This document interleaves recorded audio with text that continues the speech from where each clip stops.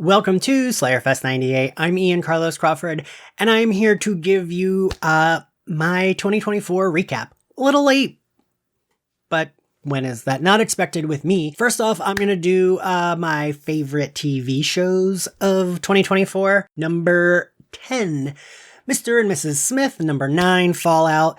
8, Abbott Elementary Season 3. 7, Somebody Somewhere Season 3, the final season.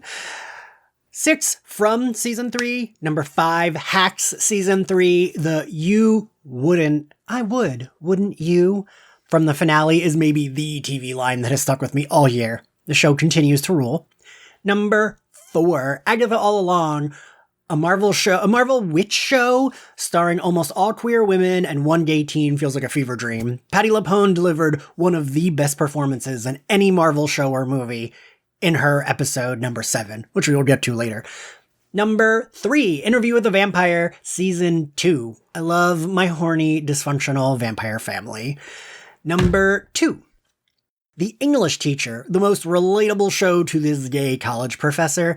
And number 1, X-Men 97. I mean, duh. This cartoon is proof that Disney and the MCU in general can still make top-level superhero stories. Disney just needs to learn to let their creators and writers do their thing. I couldn't believe the stuff this cartoon was allowed to get away with, so much so that nearly every post I did about this show attracted some incel mad that it was woke now, even though it's always been that way. The original animated series often had their major villains be senators and the likes. The X-Men remain the best superhero team. And now my 10 favorite TV episodes of 2024. Number 10, The English Teacher Birthday. It's a season 1 finale. Hilarious. Number 9, The English Teacher Powder Puff, episode 2. Trixie Mattel guest stars. Great. Number 8, Hacks Bulletproof, the season 3 finale. Number 7, Somebody Somewhere, the series finale. AGG had me bawling. Number 6, Interview with the Vampire. I could not prevent it. The trial episode. Ugh, so good. So upsetting. Number 5, From Mousetrap. An ending that had me gagged. Number 4, X-Men 97. Fire Made Flesh. My beloved X-Men and horror mixed together. Perfect. Number 3, Interview with the Vampire. Don't be afraid. Just start the tape. The flashback episode for Malloy. Ugh, so good. Also, young Malloy. Total babe. Number 2, Agatha All Along, Death's Hand in Mine. This episode had me bawling. Patti LuPone broke my heart. It really, was peak TV. And it was hard to decide between this or what is actually at number 1 was the best one. But number 1, X-Men 97, remember it. I did my reaction video and was pretty much crying the entire time during my first watch of it. I was so embarrassed I almost didn't post it, and then it ended up being our most viewed YouTube video. Now, my 10 favorite movies of the year. At number 10 is Wicked. I really, really, really didn't think I would like this movie. In fact, it was a little too song-heavy at the top that I almost fell asleep. Not a musical gal. But then the songs started to feel more spaced out, and I mean, my God, how charming is everyone in this movie? I cried when they danced together at the school dance, and when Cynthia belted out Defying Gravity, I was crying the entire song. A song I had previously hated because I heard it so many times back in 2012 at the piano bar my then roommate's girlfriend worked at. We got free drinks though. Good with the bad. Number 9, The Substance. This movie is basically the picture of Dorian Gray if it took place in a Britney Spears music video and was made by the people who did The Toxic Avenger in the 80s. Everything in this movie was both beautiful and disgusting. Demi and Margaret give top-tier performances, and Sue yelling, "Control yourself," has been stuck in my head since I first saw the movie. Also, I'd like to say I would have just respected the balance if I'd been Elizabeth, but let's be real, I'd have become Monstro Ian Carlos after the 3rd shot. Number 8, I Saw the TV Glow. A David Lynch film if he'd been a queer millennial that loved Buffy the Vampire Slayer. I got the pleasure of talking with the writer-director Jane Schoenbrunn and Amber Benson, who cameos in the film, about this movie over the summer, and hearing them discuss it made me love it even more. Impeccable vibes. I found myself tearing up at parts that I couldn't really explain why other than I felt seen in a way that I'd never felt before. Number 7, Cuckoo. Hunter Schafer absolutely carries this movie. I couldn't quite tell you the plot, But she was such a likable final girl, I was rooting for her the entire movie.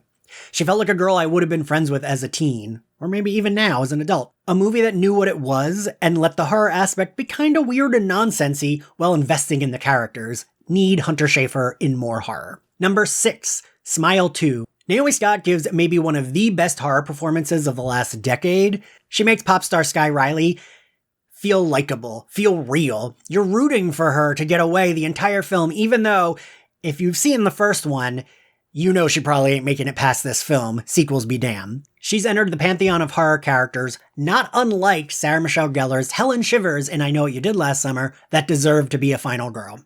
Even the opening was its own compelling, stellar short film starring Kyle Gallner's character, bloody and cruel in the best way.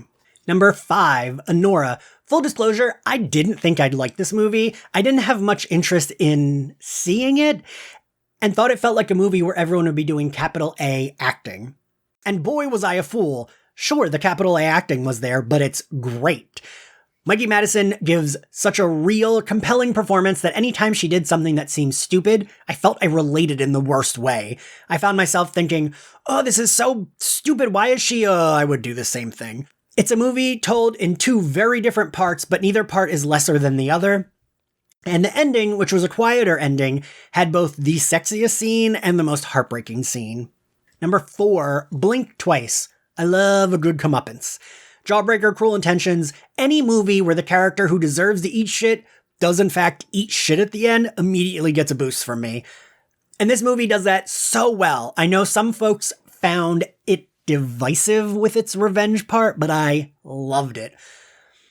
I am not someone who believes in compassion for awful people, so this worked on me. This movie contains some pretty brutal sexual assault, which normally would kill a movie for me, so it says a lot that this was still a favorite. As was the theme in a lot of movies I loved this year, this movie was both beautiful, the setting, the outfits, the actors, and ugly, the entire plot. Number 3, Babygirl. Okay, I'm gonna need to be horny for a minute, because this movie, I don't think I've seen a sexier movie in theaters in a really long time. I don't think I've left a theater so feral since my early 20s. Nicole Kidman and Harris Dickinson both give stellar performances in this movie about sex, domination, risking it all, and being messy, messy people. I left this theater wanting nothing more than the gorgeous Harris Dickinson to call me a good girl. In a time where a lot of movies tend to sterilize all things related to sex, it was nice to watch a movie that was a better version of 50 Shades of Grey. My only complaint? Less milk. Well, actually I have 2 complaints. The other one being, we didn't see Harris Dickinson naked. Number 2, Longlegs. No other movie I saw this year unsettled me like Longlegs did. When we originally did our My Bloody Judy year in review, I put this at number 1, but it has since been bumped down to number 2, which is not a bad spot. Every performance was top tier. Somehow Nicolas Cage was able to do his best Nicolas Cage shtick and still make it seem super creepy. The plot itself was a little all over the place, but that barely mattered. Every shot was compelling. I genuinely jumped at the scene in the opening when we first see Nicolas Cage's face. But the scene that really stuck with me after seeing the movie was when Micah Monroe's Lee Harker is going to see if there's an intruder in her cabin, eventually makes her way outside, and in the background, through the window of her cabin, we see Longlegs creep on by in her living room. It made me turn on the flashlight while taking out the trash later that night. Number 1, Nosferatu. I did not expect to love this movie the way I did.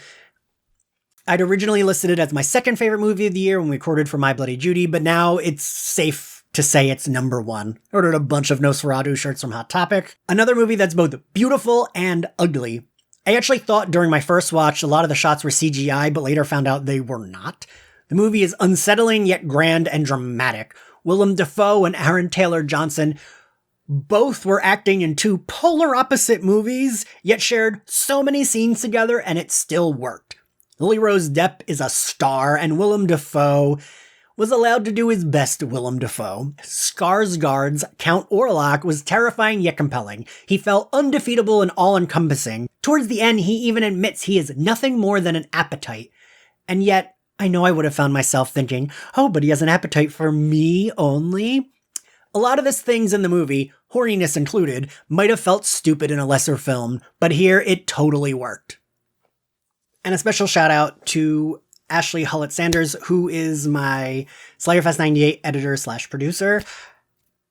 She was so great this year, and putting together the Hush oral history was maybe my proudest thing we've done from Slayerfest 98. Previously, it had been our Chosen episode, which has a zillion cameos, but that might have gone to second favorite because Hush, Doug Jones, Amber Benson, James Marsders, Doug Petrie, Jane Espenson, all these great Buffy folks that were down to talk with me about my favorite episode of television was nice. It was cool putting it together. It was a love letter to my favorite episode of TV. And, you know, after being surprised by how sweet and charming and friendly, kind with their time Stephanie Romanoff and Julie Benz were, it was nice to also be surprised by someone like Doug Jones.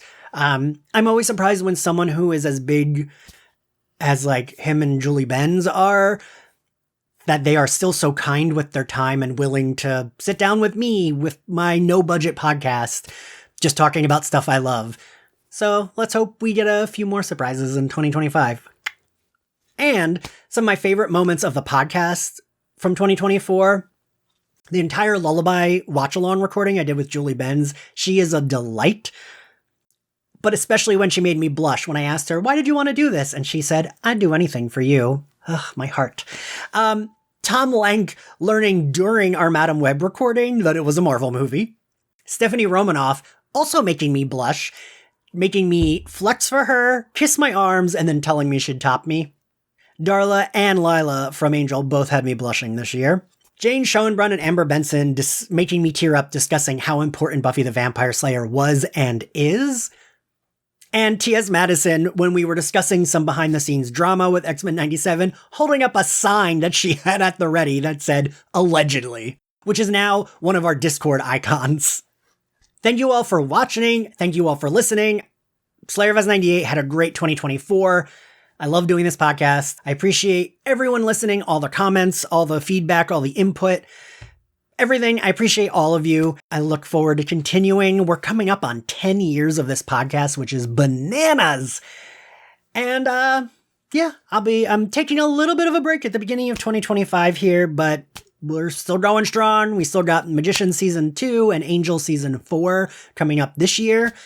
And we're still doing Buffy Season 4 for its 25th anniversary on the Patreon, which, if you like Slayerfest 98, go support us. Subscribe to the Patreon, where you can get access to our Discord server, our watch-alongs, all of our bonus episodes, My Nudie Judy, which is a sex and relationships talk show that I do with Zachary Patton Garcia. Happy 2025, and fingers crossed it's not a year full of traumatic, unprecedented events. Ugh.